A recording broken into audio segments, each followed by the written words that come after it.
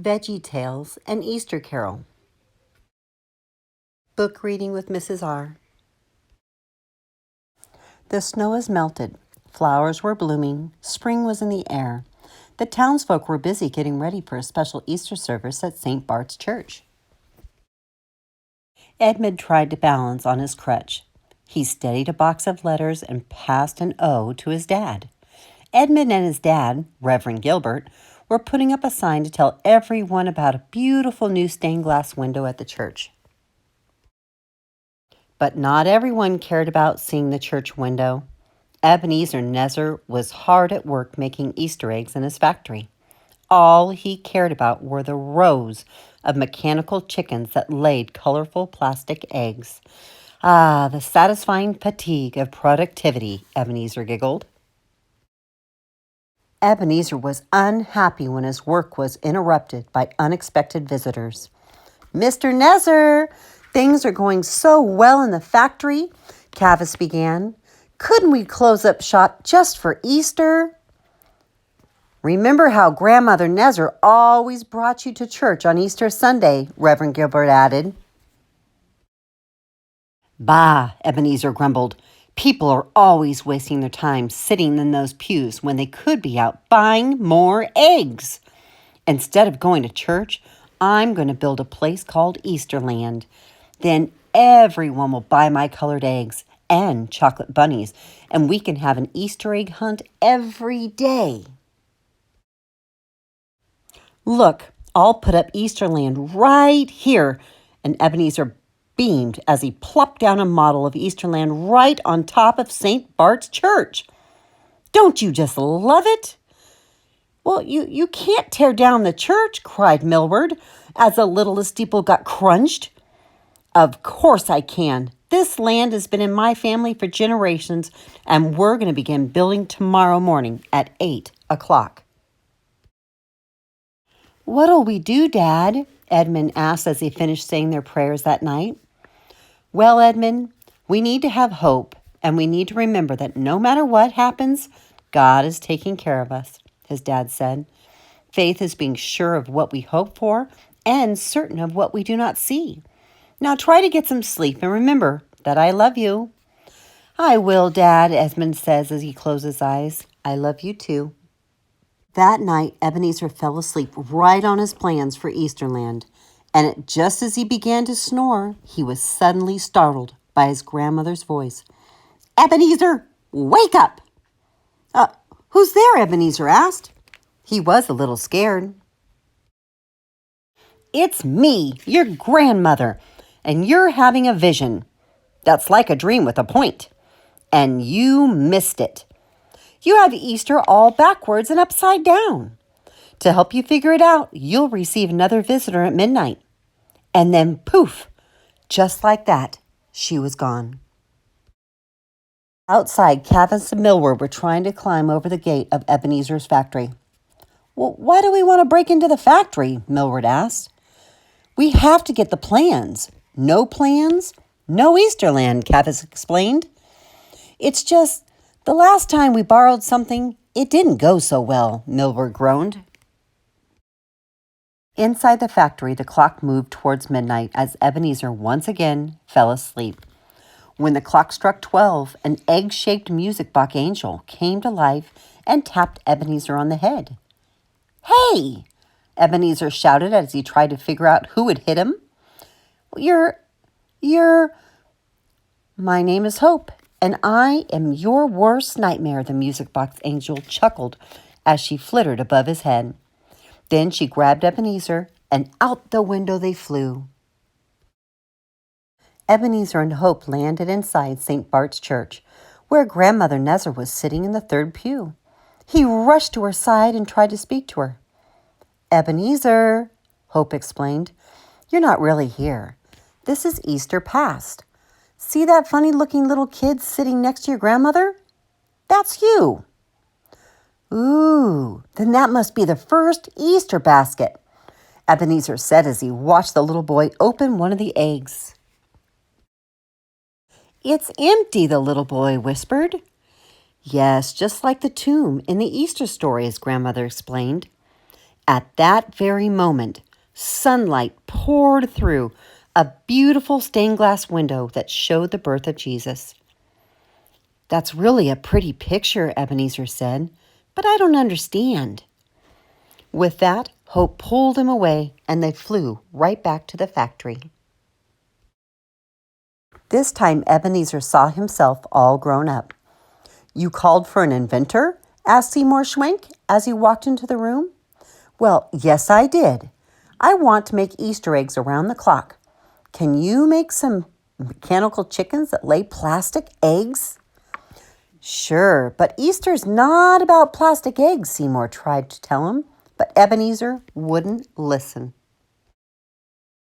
In a split second, Ebenezer found himself standing outside the home of little Edmund Gilbert. "This is Easter present," Hope said. "A present?" Ebenezer asked. "For me? Oh, you shouldn't have." "No, not a present. The present. The here and now," Hope said, a little frustrated. But Ebenezer just didn't get it. So Hope gave him a nudge, and together they looked through Edmund's window.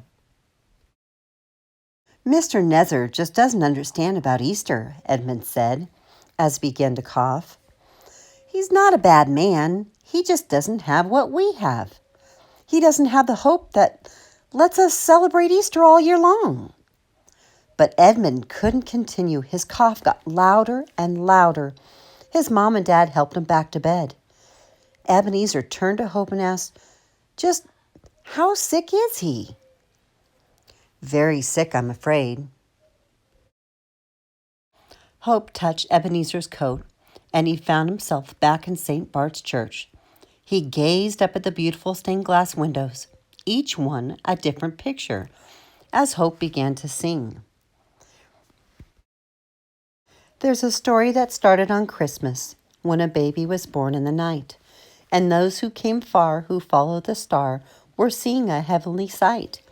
The years hurry by, and the boy, now a man, can make the blind see with a touch of his hand. He was born to be king, he was rabbi and priest, but the best that he had, he gave to the least. He was born and he died almost 2,000 years ago. He laughed and he cried. He felt all the fears we know. He hated injustice. He taught what is right. He said, "I'm the way and the truth and the light."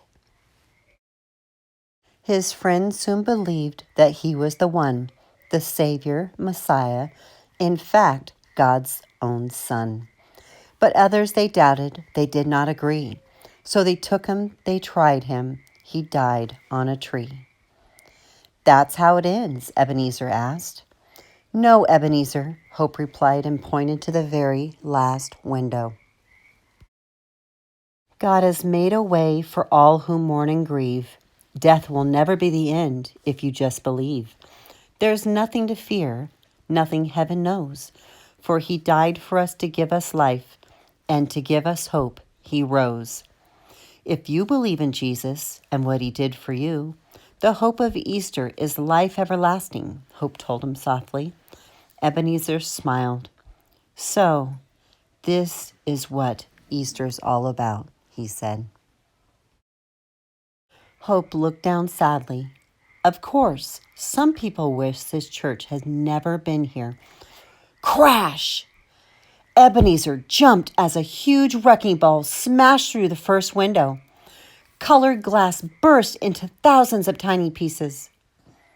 "Welcome to Easter Future," Hope shouted as they ran into the streets. Ebenezer looked down the street and saw a little girl selling pencils. Hope explained that the girl had no home. She had once lived in the church orphanage supported by people filled with hope of Easter. But now that the church was gone, so was the orphanage. Then he watched as a thief snuck up and stole her tin cup. "Stop!" yelled a police officer. But he didn't run after the thief. He was too afraid. The angel explained that without the hope of Easter, no one was willing to risk his life for someone else. Then Hope turned Ebenezer around to see Reverend Gilbert walk away from a tombstone in the cemetery. The stone read, Edmund Gilbert. Hope, what have I done? Ebenezer shouted, It can't end this way. We have to change the future, Hope. We need you. But the music box has wound down. Only the egg remained. Oh, no, Ebenezer yelled, running as fast as he could to St. Bart's Church. Crash! The wrecking ball smashed through the church. Stop! Ebenezer yelled as the second crash destroyed the steeple. But it was too late, and now the steeple was falling right towards him. At that moment, Ebenezer sat up and blinked. He had been sleeping. He was still on the couch in his office. Ebenezer ran to the window and spotted a little girl selling Easter lilies. Happy Easter, sir, she shouted. Easter wasn't too late. Ebenezer tossed her a bag of money and turned to look at her grandmother's picture hanging on the wall. Happy Easter, grandmother, he said as he dashed out of his office to save the church. Ebenezer hurried past the frantic mechanical chickens, producing more and more eggs. He rushed out of the factory and through the gates. Now's our chance, Cavis said. Maybe not, Millward answered, as they turned to see smoke pouring out of the factory windows. Reverend Gilbert finished giving his Easter message as two workmen stomped into the church. It's time for the church to be torn down. Everyone watched sadly as hammers were raised and the wrecking ball was positioned to strike. Wait! Yelled Ebenezer, running down the aisle. Don't touch this church! Everyone gasped. I was wrong, Ebenezer confessed. I thought Easter was all about eggs and candy. But it's not. It's all about hope. The hope that this life isn't all there is, that dying isn't the end. Reverend Gilbert and Edmund looked at each other amazed. The factory! It's gonna blow! Millward and Cavis shouted as they ran into the church. But it was too late. Boom! A loud explosion was heard as colorful plastic eggs filled the air. Well, looks like eggs are free this year, Ebenezer said with a smile. What are you going to do now, Mr. Nezer? Edmund asked as everyone gathered around.